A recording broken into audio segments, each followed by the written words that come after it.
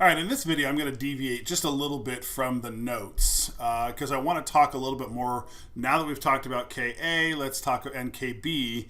Let's talk a little bit about what happens when you put an acid and a base together, and then they ask you questions about the pH, things like that. So I just kind of came up with 3 different questions that are based on what happens when you put an acid and a base together. You can see you can see it right here. I'm in your notes. I'm kind of right between page 29 and page 30. This is actually going to help us when we get to this section called titrations, but we just aren't quite there yet. But just to kind of help us to kind of a preview of that. And I know that I'm a little bit ahead of the previous section about KW, and that's okay, because this has nothing to do with that part.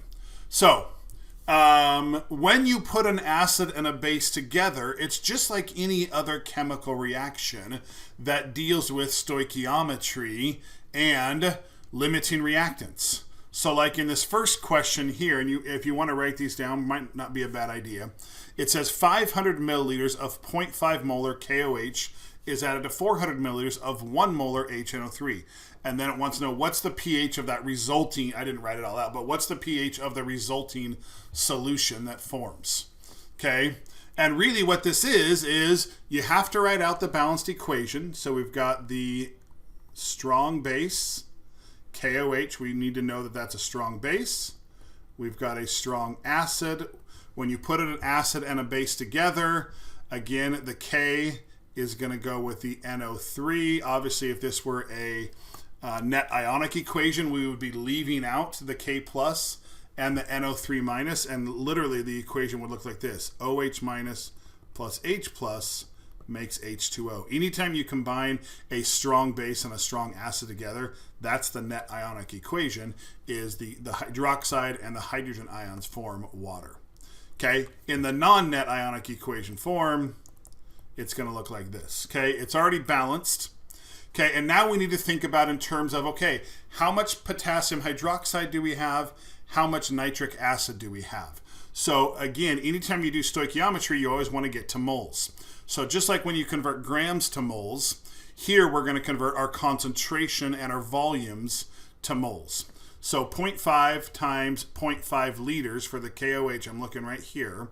0.5 times 0.5 is 0.25 moles of KOH. And then with HNO3, 1 molar times 0.4 liters is 0.4 moles of HNO3. Now this is basically a limiting reactant problem. If it's a 1-to-1 ratio and you have 0.25 moles of KOH and you have 0.4 moles of HNO3, which of those is going to run out first? Okay, certainly the KOH. Okay, now in a normal limiting reactant problem, you go, okay, well, to figure out how much KNO3 I'm going to get, I'm going to use the limiting reactant. You would use the amount of the moles of KOH to convert to moles of KNO3 or H2O. Okay, but really what they're asking here is what's the pH of the resulting solution, which really has nothing to do with this part right here. It has everything to do with this part right here, because after 0.25 moles of KOH react, how much KOH is left? None. Well, if 0.25 moles of KOH react, then that's also the amount of HNO3. 0.25 moles of HNO3 are going to react, right? Because there's a 1-to-1 ratio, however many moles of KOH react, that's how much HNO3 is going to react. And so how much HNO3 are you going to have left? You're going to have 0.15, right? 0.4 minus 0.25 is 0.15 moles of the HNO3 left over. Okay? And if that's the case, again, they want to know the pH. The pH is based on, of course, the hydrogen ion concentration. And remember, whatever the concentration of HNO3 is, that's the hydrogen ion concentration. So we have 0.15 moles of HNO3 left, and now we're going to divide by the volume. We had 500 milliliters and 400 milliliters, which is 900 milliliters, which is 0.9 liters. Okay, so that would be the same as, and again, I just made this question up. I can't imagine, because I would convert that to 15 over 90, which is basically 1/6. And again, whether they would require you to know how to do that without a calculator, basically it's 0.167 molar. Okay, and that's the hydrogen ion concentration, because that is the concentration of HNO3.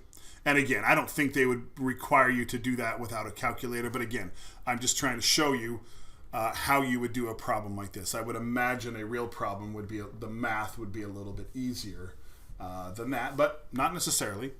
Okay, and especially if it's a multiple choice question, remember you're going to be able to estimate this, because that 0.167 is 1.67 times 10 to the minus 1.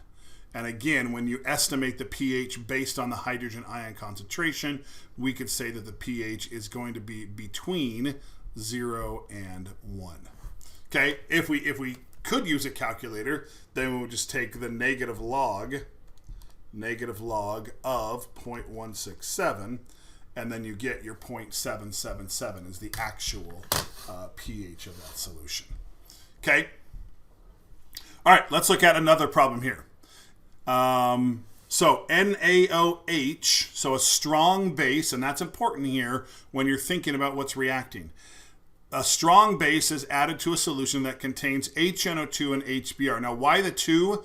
Because one of them is a weak acid, and you know that because it's not one of the 7 that you know. And HBr is one of your strong acids that you should be familiar with. Okay, and by adding enough NaOH, the pH goes up from 1.5 to 11.2. Okay, and now the question ends up being the concentration of which ion increases.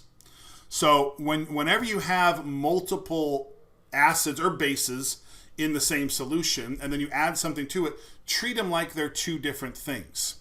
Okay, so for example, with HBr, because it's a strong acid, you've got H plus and Br minus floating around in there. Okay, and then we're going to add the NaOH to it. So plus, and again, let's go ahead and write it as ions, because again, the question's saying the concentration of which ion is going to increase. Okay, the NaBr is going to go together, but again, that's still going to be soluble. So that concentration stays the same. The concentration of H plus and OH minus, because it becomes H2O, those concentrations actually go down.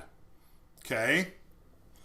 Now, with the weak acid, HNO2, you've got an equilibrium system with a little bit of H plus and a little bit of NO2 minus. Okay, but when this base reacts with it, what is it reacting with? It's going to react with everything, which means it's going to react with these first, but then once those are gone, now it's going to start to react with this. Okay, so it's going to react with anything that's there. So when that happens, so plus the Na plus and OH minus, what are you going to get on the other side? You're going to get the H plus and the OH minus forming H2O again, and then you're going to get the Na plus and the NO2, which again is going to be soluble. So you're going to get Na plus and NO2 minus. Okay, and remember at the beginning, this is a weak acid. So you have very, very little of this, and you have mostly this. But now at the end of that reaction, after you add the base to it, what do you have? You got a bunch of water, and you have a whole bunch of Na plus and a whole bunch of NO2 minus.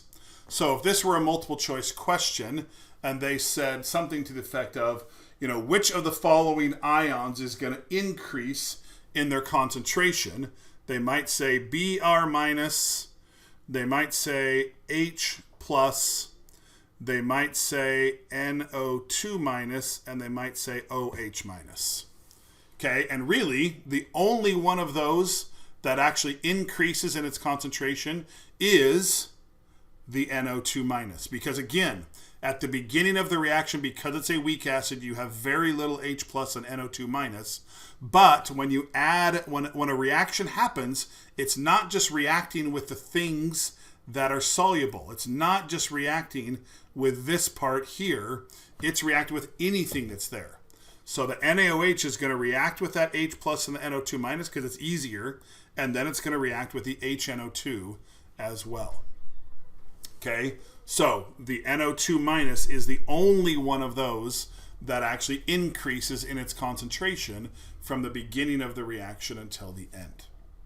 Okay, one more. Okay, this one again, I try to squeeze just a few of them in here.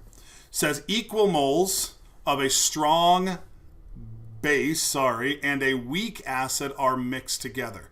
So a strong base, let's just kind of make up a reaction here. It might be like KOH. And again, it's going to react with a weak acid. Again, HA is a great weak acid. They're mixed together. Okay, so they're going to react. Okay, so just like this strong base that came in here and reacted with the weak acid, the same thing that is going to happen here. It's not an equilibrium system because, again, all of that HA, whether it's that very little, this portion right here, or whether it's this, all of it's going to react. Okay, and especially because we have equal moles. Okay, so we have a strong base and a weak acid. And again, when those react, you're always going to form water. And then you're also going to form Ka, which again, a better way to write it, because the potassium is going to be soluble, is K plus and A minus. Okay, now, is the pH of this solution now? Because remember, all of this is gone. It's all reacted. Okay, is the pH of that solution greater than, less than, or equal to 7? Well, the pH is based on the hydrogen ion concentration. Okay, there is no hydrogen ion in there at all at the moment. Okay, however, what's going to happen here is the K plus, no matter what, is going to remain soluble. So that can't do anything. The water can't do anything, but what about that A minus? Because remember, this HA over here was a weak acid. And because it's a weak acid, what does that make its conjugate base? A strong conjugate base, which means it can react with things. Well, what's the only other thing in that solution other than potassium ions and A minus ions? Is water. And what does, even though it's still a weak conjugate base, it's a stronger conjugate base than the acid is. And so what does a weak base do when you put it into water?